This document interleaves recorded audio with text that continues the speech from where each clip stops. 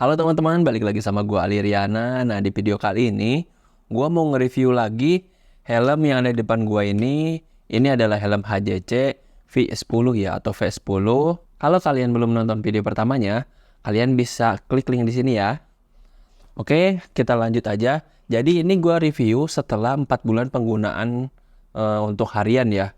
Jadi helm ini memang gue pakai untuk harian, gue dari rumah ke kantor. Ya memang gak tiap hari, kadang seminggu 3 kali atau seminggu 2 kali, bahkan hampir setiap hari juga pernah. Nah di sini gue mau ngasih tahu ke kalian kelebihan dan kekurangannya setelah gue pakai selama 4 bulan ini. Oke, yang pertama gue mau ngebahas dulu tentang kelebihannya nih. Nah kelebihan yang pertama itu adalah helm ini itu sangat kedap. Ya sangat kedap. Jadi kalau misalkan kalian lagi riding dan misalkan nih samping-samping kalian itu berisik, ini tuh lumayan sunyi ya. Jadi kayak suara angin. Suara angin sih sebenarnya tetap ada, akan tetapi minim banget. Tapi kalau misalkan kalian udah pakai ini agak lama, kalian akan merasakan kok suara anginnya makin gede. Padahal enggak. Sebenarnya itu karena kuping kalian udah terbiasa kedap dengan helm ini. Cara membuktikannya, kalian bisa pakai helm yang lain yang suara anginnya itu lebih berisik dari helm ini. Gue pernah tes, gue pakai helm lain dan itu ternyata gila, berisik banget untuk di helm lain. Padahal helm yang lain itu sebelumnya yang menurut gue nggak berisik-berisik amat. Cuman karena terbiasa pakai ini jadi berasa berisik banget. Dan ketika gue balik lagi ke helm ini, gila ini kedap banget. Yang kedua itu helm ini enteng ya. Jadi ketika pakai helm ini, kalian tuh nggak akan merasa kayak mudah pegel leher atau apapun itu yang karena berat helm. Nah pakai helm ini tuh nggak berat karena gua pakai helm ini riding selama 6 jam itu nggak ada keluhan. Jadi menurut gua ini untuk jarak jauh pun oke karena helm ini enteng banget. Yang ketiga, kainnya itu lembut. Jadi kain di padnya ini lembut, bukan hanya di pad tapi di bagian dalamnya juga innernya itu lembut. Jadi pada saat kalian masukin nih, kalau misalkan kalian nggak pakai balaklava, itu di kulit tuh nggak kayak ada ngegesek tajam-tajam atau keras gitu. Jadi ini tuh lembut. Meskipun ini memang bukannya terlembut, tapi ini masih tergolong nyaman. Yang keempat, masalah visibility-nya nih. Visibility-nya itu luas banget karena visornya tuh lumayan tinggi ya dan lebar ke samping. Jadi kalau kalian pakai helm ini, kalian tidak terlalu terintimidasi karena visornya kecil.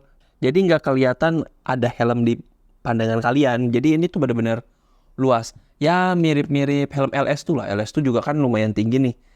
Nah ini juga lumayan tinggi. Jadi tidak terlalu terintimidasi meskipun kalian pakai full face. Yang terakhir ini adalah murah ya.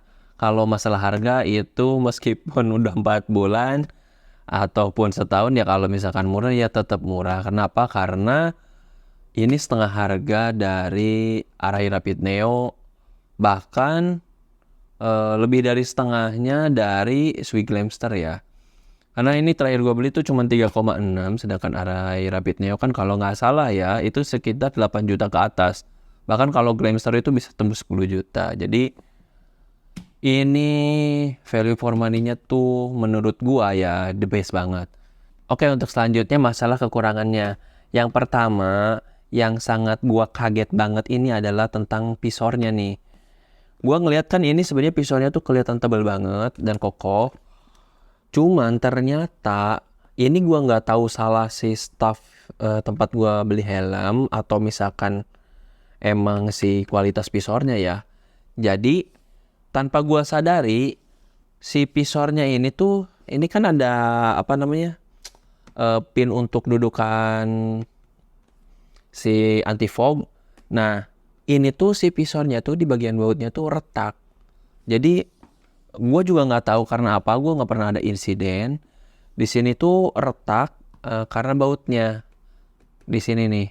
Gue nggak tahu apakah yang sebelumnya pasangin antifognya itu ngebautinnya kekerasan atau gimana. Tapi pertama gue beli ini nggak retak. Cuma setelah beberapa bulan pemakaian ternyata tahu-tahu retak. Jadi ya itu menurut gue sangat ngagetin sih karena gue lihat dari kasat mata ini terlihat sangat kokoh. Dan selain si visornya retak, nah si pinnya itu patah. Gue kaget karena waktu itu antifog gue tuh melorot gitu sebelah. Ternyata si pinnya itu patah. Jadi ya terpaksa gue copot dulu anti-fognya untuk hari itu sebelum pin yang gue beli nyampe. Yang kedua itu perihal sirkulasinya ya. Di sini kan helmnya tuh kedap banget ya. Itu oke banget kan kelebihannya. Cuman karena kedap, si ventilasinya ini kan dikit banget ya. Cuman ada sini sama ini. Ini juga sebenarnya nggak 6, cuman 4 yang kebuka. Yang duanya lagi gue nggak tahu apakah ke samping atau gimana. Jadi 2 di atas, 4 di bawah, dan 2-nya lagi ini gue nggak tahu kemana. Nah, si angin yang masuk ke sini gue nggak tahu ya, karena di sini ada jaring-jaringnya. Jadi angin yang mau masuk itu kayak nggak semuanya bisa masuk gitu. Jadi sedikit yang masuk. Jadi kalau lu lumayan kencang baru agak berasa anginnya ke dalam. Tapi kalau misalkan kecepatan lu cuman 30, 40, nggak berasa sih angin masuk lewat sini.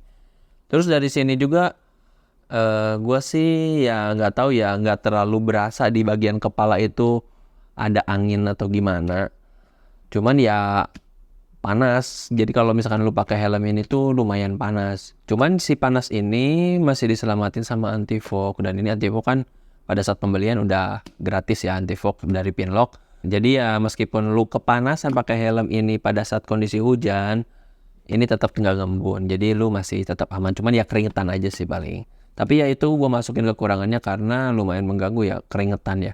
Jadi ketika kita habis riding tuh bener-bener keringetan aja sih kita. Yang terakhir adalah perihal tentang kelebihannya lagi nih yang kedap tadi. Ya karena ini kedap banget. Jadi ketika gue bikin konten nih, kalau misalkan gue ada mikrofon di dalam helm ini buat kamera gue, itu suaranya ngedengung.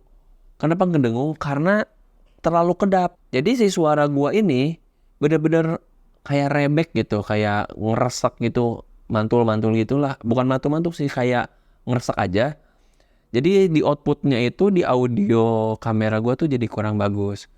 Nah itu gua tes lagi ketika gua buka visornya, suaranya langsung bagus. Jadi kalau konten pakai helm ini, kalau kalian konten kreator ataupun apapun itulah, kalau mau nge-record video dan pakai mikrofon yang di dalam, nah visornya buka biar suaranya bagus.